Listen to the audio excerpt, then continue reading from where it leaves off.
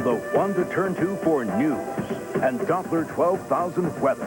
Live, this is News 12 at 5:30. If you could, would you offer help which could save a little West Palm Beach boy's life? Today, we'll tell you how you can. It may be child's play to some, but investigators are taking action against some threats, and it may cost one Delray Beach student his freedom. Good evening, everyone. The state attorney's office is now handling the case of a 15-year-old boy accused of making a bomb threat at a Delray Beach school. The scare closed the school for the day on Tuesday and could have the young man facing some very serious adult charges. News 12's Dana Palley has been following the story. He's in Delray Beach. I'm at the Delray Full Service Center. It will actually be up to the state attorney's office whether charges will be filed against the teenager. Either way, police say it's a very serious situation. On Tuesday, the school was evacuated after a bomb threat. Police are investigating whether a 15-year-old boy made the threat. The boy has not been arrested or charged. The state attorney's office will review the case further. The possible charges could be threatening to use a destructive device and disruption of a school function, both second-degree felonies. The school acted very quickly. They evacuated the school. That's what the disruption of the school function charge is coming from. They looked and searched the property and all the campus there and notified us, and we've been investigating ever since. Police say they were led to the boy from other students who say they heard him talking about the incident. I don't know if we're going to set an example, but we're going to show the kids that if anybody, for that matter, if they make a threat of a bomb in a structure or any kind of a destructive device in a structure, we are going to pursue it, and if we can prosecute, we will. We're not going to play around with these kids. Administrators here at the Full Service Center say they will continue an ongoing counseling program to prevent violence and to promote personal safety. In Delray Beach, Dana Palley, News 12. Thousands of mourners gathered in Denver today to pay their respects to the last of the Littleton High School shooting victims.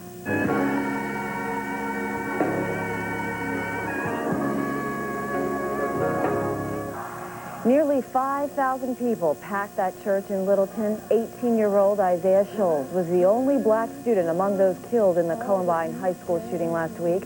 District Attorney Dave Thomas was not able to attend that service. He was in New York negotiating with the attorney of a man believed to have sold the guns to Eric Harris and Dylan Klebold that were used in the attack on Columbine last week. Despite an intense investigation, authorities say it is unlikely that an arrest will come soon. You know, people all have their own opinions about who's to blame for the Columbine shooting spree.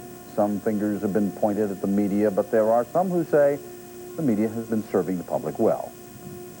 Yes, I think your media coverage of the Denver incident is very responsible, and I think you all did a very good job.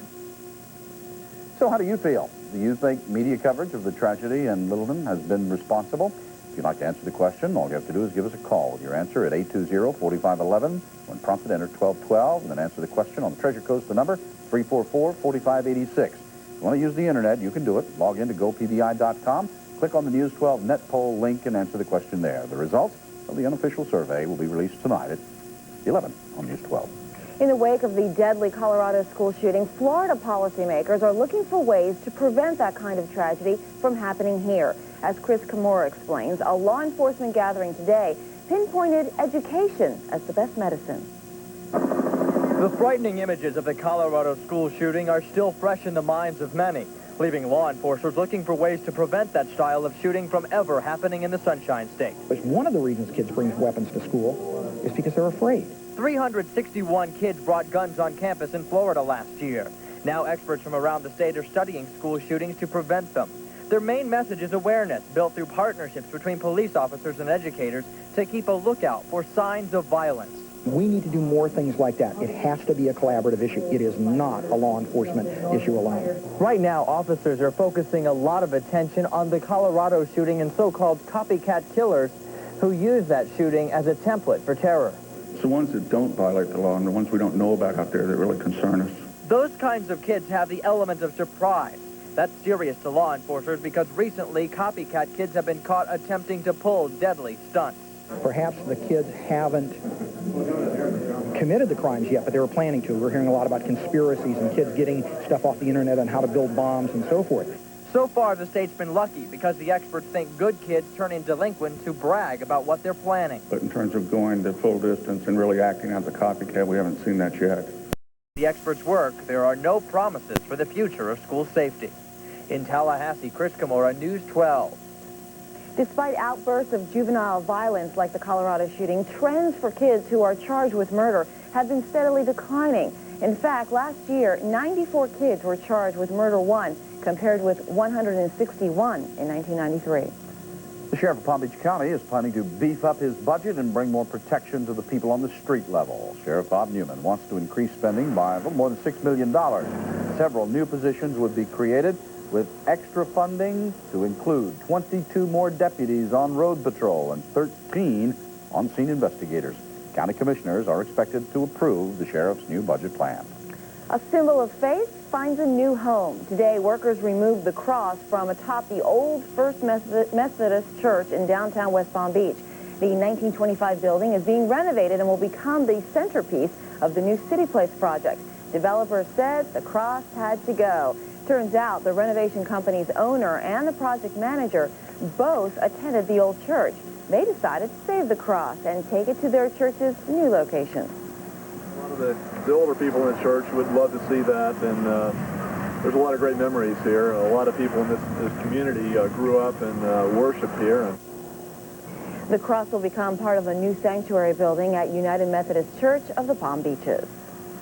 Well, Sunfest is swinging into its second day of activities. News 12's Tanja Greene is live in downtown West Palm Beach, where all the festivities are well underway. Hi, Tanja. Hi, Liz. The gates just opened, and of course that means the party is on. But the first thing most people do once they get into Sunfest is get something to eat, but more importantly, something to drink. It is very warm out here, so you want to make sure you drink a lot to make sure you don't get dehydrated. Now, there is a lot to choose from. With 86 vendors, there is almost everything you can dream of eating. And with 30,000 people coming out last night, that means the vendors and student volunteers are making big bucks. No Rain made last night the biggest opening night in Sunfest's 17-year history. And with John Matthews only predicting a slim chance of rain tonight, record-breaking crowds are expected again tonight, and there's a lot in store for them. Right now, Jet 6 is playing. They are a swing band. Then we have the B-52s coming up, and then we have a new ska band, and these guys are people that love the new ska band. They are called the Real Big Fish. We will have more on this story for you tonight at 11. Liz?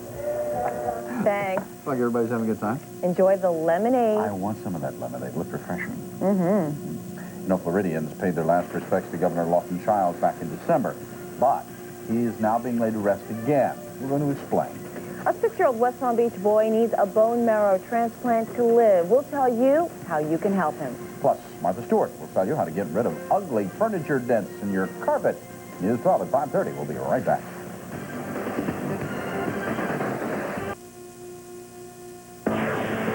Metal detectors in your child's school? Ever since last week's horror in Colorado, local schools are looking for ways to keep your children safer. In tonight's education report, Suzanne Boyd tells you if metal detectors will soon be an option. And how safe is the food at Sunfest? If you're headed downtown, we've got some news about the food you may be eating. Plus, police say a man snuck into a bathroom at a local school and exposed himself to students. These stories and more tonight at 6. The body of the late Lawton Chiles was moved to a new site in one of his favorite places. The governor's casket was moved yesterday to a plantation his family owns near Tallahassee. Originally, he was buried on a North Florida hilltop overlooking one of his favorite cabins. The governor's wife, Rhea, says she wanted her husband's remains to be part of the land he loved. The family plans to hold another memorial to the late governor when the permanent gravesite is ready. Teenagers are apparently listening when it comes to advice about not getting pregnant. The number of teen pregnancies has dropped in the United States. Right now, it's the lowest it's been since 1973. Researchers say reliable birth control, a fear of AIDS, and a new focus on abstinence are several reasons for the decline. Vice President Al Gore applauds the decline but says more needs to be done. He met with some teenagers today to try and persuade all teens to delay parenthood. You know, things are starting to get pretty hectic out on our local roads right now. That's the time. Paul Cavenaugh has a look at the commute live from Sky 12. Paul? It's Field Day, a special event including free food and door prizes, Southern Boulevard west of the fairgrounds behind Tire Kingdom. That's the latest traffic on 97.9 WRMF. And right now we're looking at some pretty good stuff as far as rain showers beginning to really affect your ride through much of the Delray and Boynton Beach area. So watch out along I-95. The good news is this is not really affecting Sunfest at all. Probably will not, but as we take a better look at Sunfest in our next update coming up, we'll certainly show you what is going on as far as traffic activity heading into Sunfest, and the rain should not be a factor. So just keep it here, and we'll have more coming up in just a little while from Sky 12. Okay, Paul. Thanks, Paul. A look at the day's closing stock numbers is just ahead. Also, giving blood helps the community, but find out how local donors can help save a little boy's life. And air travelers may never want to make their destination if they take a flight on this jumbo jet. We'll explain that. But first, here's John. Hi, everybody. John Matthews live at the Doppler 12,000 Weather Center. That picture you just saw live from Sky 12 with Paul Cavenaugh's report is showing a lot of heavy rain. We've got it zoomed in, so to speak, with our storm tracker showing the estimated time of arrival. It looks like it's getting close to Sunfest. We'll take a closer look in just a minute. Doppler 12,000 Weather is brought to you by your local Lincoln Mercury dealer.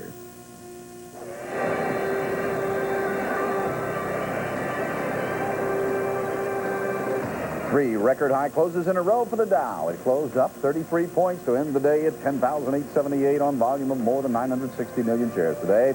The tech-heavy NASDAQ closed down more than 21 points again. 2,529 for the day today, the third straight loss since it closed at a record high on Monday, and the S&P 500 dropped 8 points to 1,342, the second loss in a row. A West Palm Beach boy really needs your help tonight.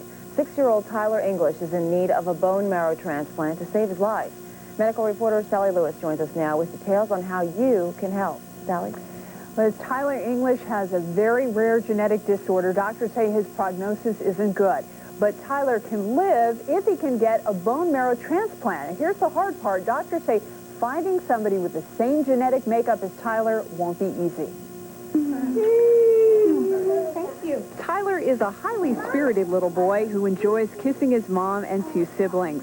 4-year-old Terry and 2-year-old Trevor have a lot of fun playing with Tyler. Watching Tyler with a smile on his face, it's hard to imagine the rough times he's experienced, surviving 2 bouts of cancer already, one attacking his stomach, the other his brain. He's got a lot of brain damage from the cancer that he had last year. Prior to that, he was a normal 6-year-old. He talked. He had a great personality. And in the last year, he's gotten back quite a bit.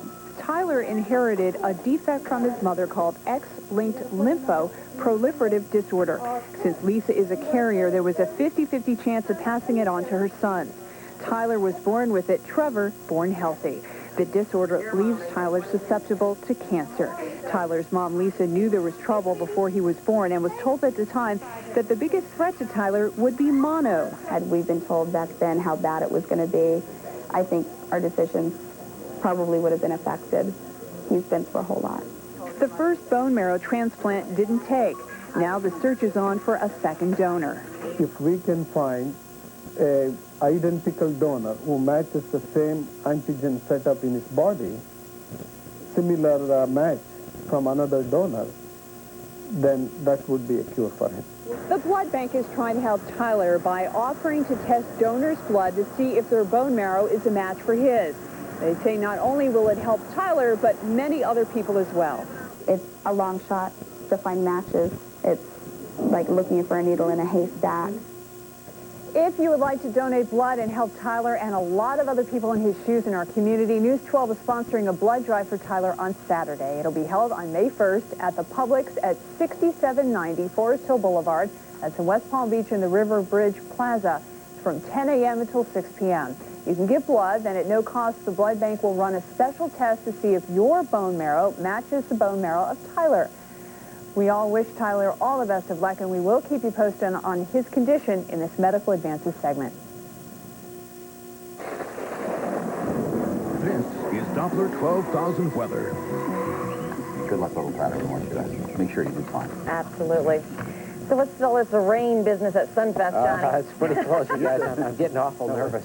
Paul said it looked like it was holding off, but it's not going to do that, is it? Well, actually, you know, we have this hit-and-miss shower activity, as you might expect, especially if you've looked outside. Oh, let's look outside. Let's use Sky 12. Okay. As a matter of fact, here's downtown West Palm Beach area, as you can see the buildings, and the rain is over to the right and just very close to Sunfest. And enough of that. I'm not seeing too much as far as rainfall there. Here's Sky 12, like we talked about.